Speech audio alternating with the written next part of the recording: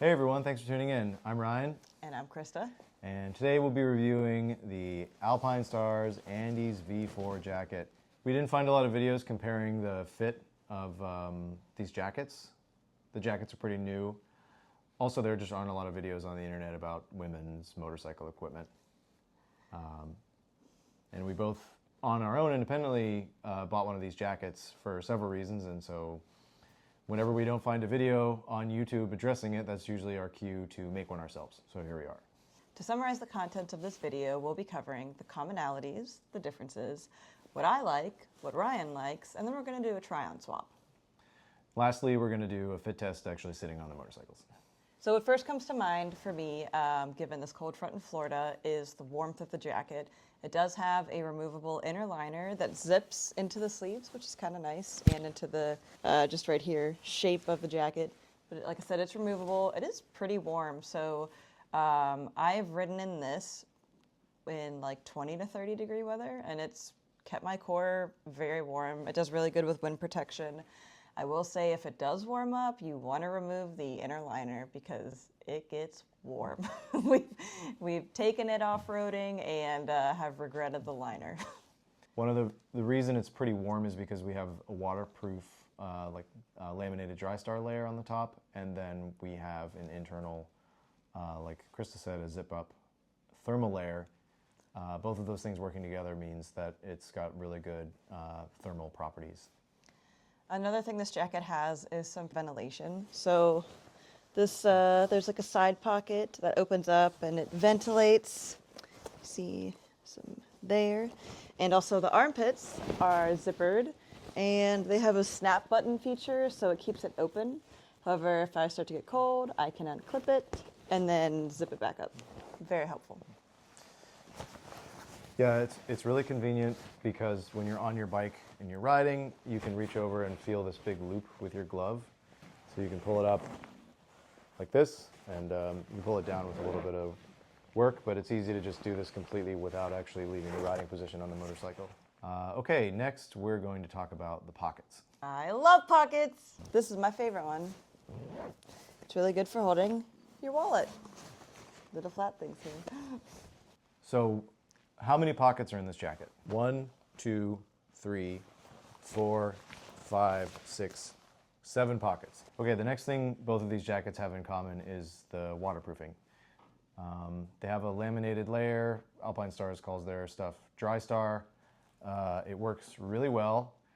As I said earlier, it keeps the jacket warmer because it just doesn't allow a lot of wind to pass through it. It's a non-porous layer, I guess. However, the cuffs being Velcro adjustment, you can only tighten them so much. So if you want to waterproof the wrists, then you need a glove to go over them. And also, you have a collar, and water will always get in through this collar. Water will always go in through the zippers. They're not waterproof zippers because those jam up. You need to like lubricate waterproof zippers. They're on dry suits. So in my experience, the jacket has been completely waterproof in the places it can be waterproof, and then the wrist openings and the collars are the spots that get soaked, and you can tell when you get off the bike. Another feature of these jackets is the adjustable nature of them. So obviously you can adjust the tightness on the wrists, but you can adjust the arms, like the forearms down here. You can adjust here with like a button. So these bottom two are Velcro. These are buttons. You have 2 options here. And then there's one around the waist too. It's Velcro, and you can adjust those, which is, I think, really handy. It's not too cumbersome. I feel like, these ones just look kind of annoying, but they're functional. The other adjustable item they have in common is a cincher on the neck here. The other piece of adjustability they have in common on the inside is a waist cincher cord. This is very helpful for blocking wind and water. The jacket also includes a zipper here to zip into the bottoms, probably the Alpinestars Andes bottoms, or I'm sure they make plenty of compatible pants that have this waist zipper.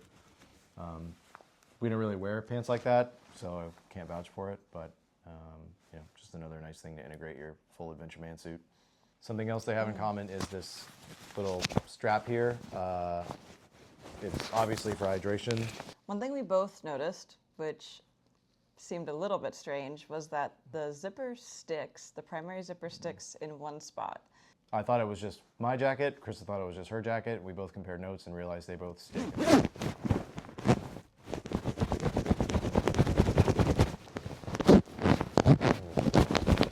Straight, maybe. So it just does this, and this is obviously quite inconvenient when you're riding, so you have to really pull it apart, and then it'll come down. So some of the key fit differences between the male or unisex version and mine, the Stella, is that this jacket has narrower shoulders. It also has a little more space in the chest and the hips, more of a cinched waist, and also shorter arms proportionately. And I do find this to be true for the Stella jacket. I have purchased women's motorcycle jackets in the past. However, they have all felt like they are men's jackets with pink on them. just men's size. They have that more boxier shoulder. They have the tighter hip, so they don't actually seem women's. But this one does. That's why I like this jacket so much. Okay, so the next section we're going to talk about what each of us like and dislike about the jackets. Okay, well, I think it's obvious that for me, the top thing for this jacket is the actual fit. It actually does appear to be a women's fit, and it's not like a universal women's fit because I can adjust the forearms, like we said, the waist, the bicep, the wrist, etc. I really like that. Again, of note, it is European sizing, so I had to size up pretty considerably, but not too surprising. Last thing I'll say is I do like the waterproof nature of it. In the past, when we've gone on tours, I've carried separate rain gear, and I like that I don't have to do that. This can be my jacket for the tour. But that's it. This is so far the best women's jacket that I've owned, the best motorcycle jacket that I've owned, period. I really enjoy the all-in-one nature of the jacket. Where we ride in Central Florida, most of the year calls for a summer jacket. You know, some sun protection, but it's really just about integrated armor and abrasion. I like this jacket because when it's a little chilly, I can put it on with no thermal liner. I can open the ventilation if I need to. I can close the ventilation, and just having the laminated layer keeps most of the cold wind from affecting my temperature. And then if it actually does get colder, you know, below 60 degrees, and I'm riding on the street for a while at speed, then I can put in the thermal layer and stay warm. But at no point do I have to mess with rain gear. It does have integrated armor in it, just like almost all of these jackets do, you know, by their nature to earn their rating. The armor that is inside of it is really thin, which is convenient. I have some right here, but this is the shoulder armor, and this is the elbow armor, and you can see it's, I think it's called Nucleon, whatever their, you know, whatever their catchphrase is, but it is extremely thin. It's very well rated for impact, if you're into that sort of thing, and you don't even know it's there when you're wearing the jacket. So I think the integrated armor is very, very good. I also really like the adjustability. The way they design this, for example, is it's pretty intentional, which I appreciate. So a little example of that is when I'm riding and I want to tighten up this sleeve, I have my hand on the throttle. If I go like this, you know, that might work, but you kind of rotate the sleeve when you're riding. So, you know, if you have cruise control on your bike or a throttle lock or whatever, you can take your hand off the throttle, you can turn it and grab this part, and then with your other hand, you quickly reach over and seal it, and then you have a super tight fit, and then you're back riding on the bike. And this jacket is just full of little touches like that. So the soft material on the neck they use is really nice when you're riding. It doesn't grate into your neck. So a bunch of little things like that, I think the value is excellent. So I really enjoyed this level of customization. They are also Tech Air ready, which was nice. So if you have the Tech Air bags, vests or shirts, which we've reviewed in a previous video, this jacket accommodates them. I also really enjoy this pocket here. It's where I keep my wallet, because my wallet's about this big. It's just for a card holder. And you slip it in here. So I can stop at a gas pump, grab with one hand, grab this with the other, and then just zip it down and then reach in and pull out my wallet. There's no mystery or looking around. There's just this small pocket for the wallet. It's really convenient. Okay, so the next part of the video we'll each talk about the use cases for these jackets. So in my case, I really only use it for touring on the street. When I'm riding off-road, I don't wear this jacket because it gets really hot really fast because of the ventilation.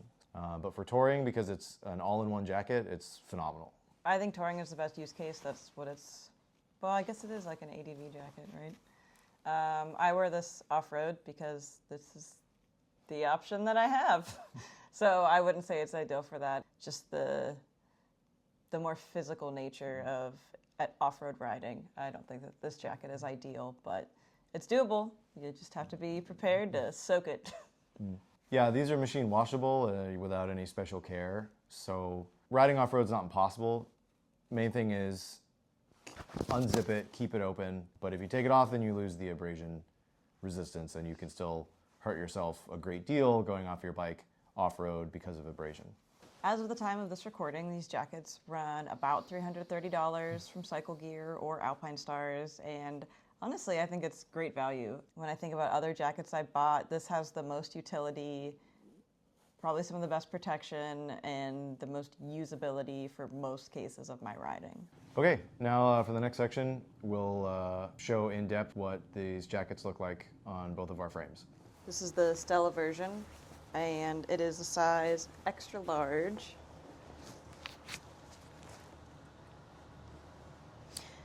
I'm obviously wearing a fluffy sweatshirt, but fit is still great. I can see over the fluff.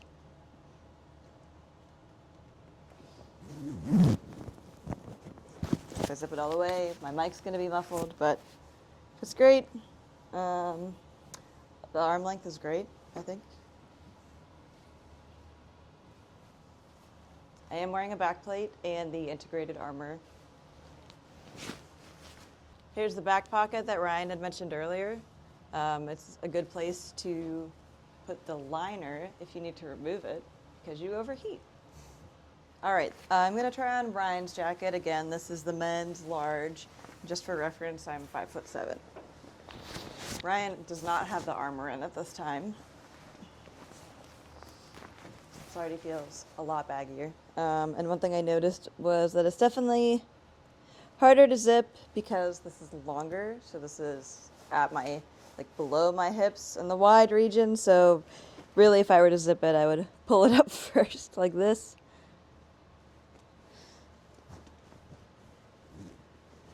That does snag at the bottom. Mine doesn't do that.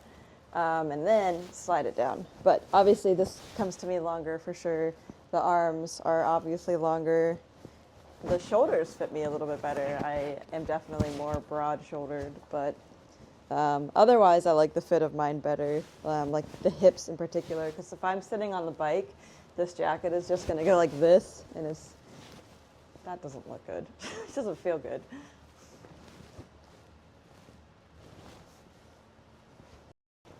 I am 5'11". I don't really remember any of my other measurements. 180 pounds. This is a men's large and fits great. This is the sleeve length.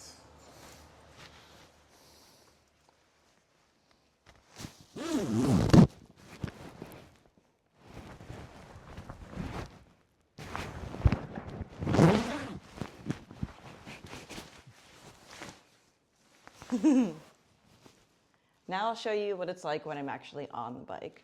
Yeah, arm length is great.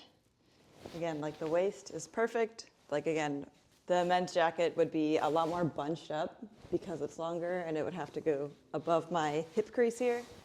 But yeah, it's comfortable to ride in. I don't feel any limitations from the material. Very positive. So you can still see the sleeves are a great length.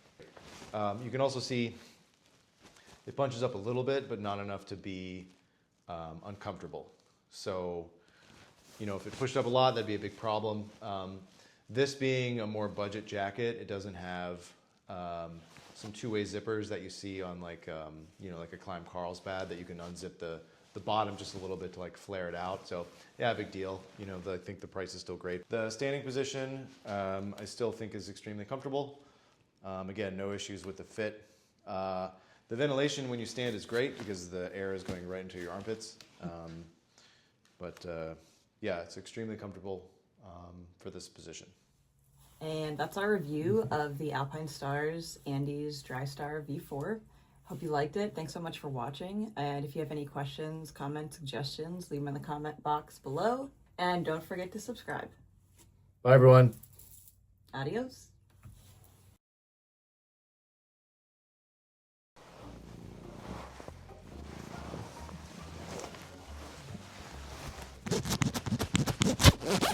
Got it. Remember, if you do have the thermal liner in, this ventilation is basically useless. But why would you want ventilation if you're in a position where you need your zip and thermal liner? Exactly. Doesn't make any sense.